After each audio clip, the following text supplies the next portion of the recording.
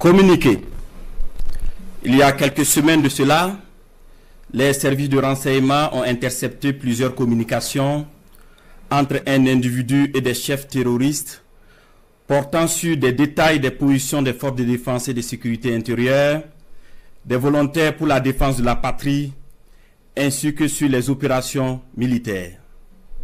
Après analyse technique approfondie, l'individu est identifié au nom de Bahari Abdraman et se trouve être un officier des forces armées burkinabè.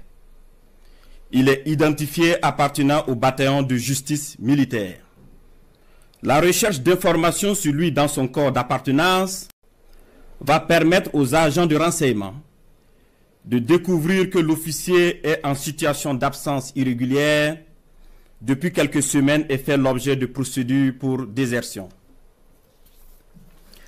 La surveillance des communications du lieutenant déserteur Bahari Abdraman va donner des liens supplémentaires qui vont intéresser les services de renseignement, notamment avec un officier des forces armées du nom de Compaoré Joani, un ancien sous-officier de l'armée burkinabè du nom de Zerbo Laoko, un officier en service au centre intégré des opérations du Burkina Faso, le commandant Ouedraogo Frédéric, un officier des forces armées en stage dans un pays européen, mais déserteur depuis un bout de temps et ayant rejoint Abidjan du nom de Kaboré Constantin.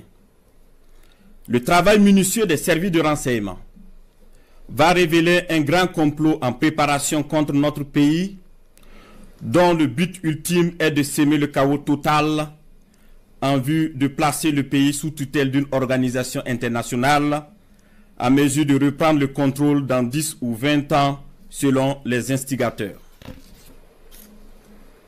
Des informations sensibles ont été passées aux terroristes en vue d'accentuer les attaques contre les forces combattantes et les civils dans le but de susciter la révolte contre les autorités. Aussi, d'autres stratégies ont été développées pour désorienter les services de renseignement afin de les amener à faire des arrestations massives au sein des forces de défense et de sécurité intérieure et espérer ainsi créer des frustrations et un sentiment de peur. La manipulation est menée également à travers des messages diffusés pour susciter injustement certains et d'autres messages envoyés à des chefs de corps pour leur faire peur en indiquant qu'ils seront arrêtés car étant sur une soi-disant liste noire. Des leaders religieux et coutumiers ont été sollicités pour convaincre certains officiers de s'engager dans cette mission funeste. Ce fut le cas malheureusement du capitaine Ouedraogo René David, en fuite actuellement. Dans le même ordre d'idée, des VDP ont été contactés pour démoraliser leurs camarades et de l'argent leur a été envoyé pour cette basse besogne.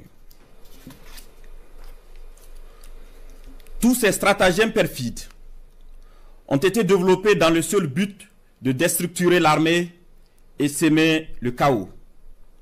Les services de renseignement ont suivi la manœuvre qui devrait aboutir, selon le plan des comploteurs terroristes, le mercredi 16 avril 2025, à un assaut sur la présidence du Faso par un groupe de soldats recrutés par les ennemis de la nation.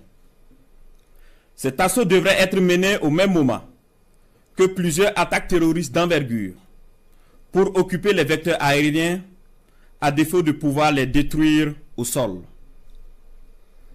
Quelques jours avant la mise en œuvre de ce projet diabolique, des VDP et soldats patriotes se sont présentés dans plusieurs services, notamment au renseignement et à la présidence du Faso, pour dénoncer le coup en préparation. Ces dénonciations se sont poursuivies jusqu'au mardi 15 avril 2025 et ont permis d'arrêter des cerveaux de la manœuvre à Ouagadougou et d'autres en fuite vers la Côte d'Ivoire.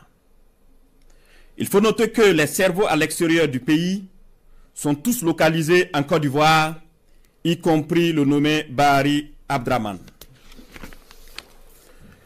Le complot se poursuit activement depuis leur centre des opérations à Abidjan, avec pour objectif de semer le chaos au Burkina Faso avant le mois de juin. Les services de renseignement poursuivent leurs actions de surveillance et tiendront l'opinion nationale au courant de toute évolution de la situation. Plusieurs autres personnes impliquées sont suivies et assumeront les conséquences de leurs actes le moment venu. Nous invitons les populations à rester sereines et vigilantes et à signaler toute activité suspecte. Quant aux vaillantes forces combattantes, nous les encourageons à poursuivre leur mission avec détermination tout en restant vigilantes. La patrie ou la mort, nous vaincrons. Faso 7, une autre facette de l'information au Burkina Faso.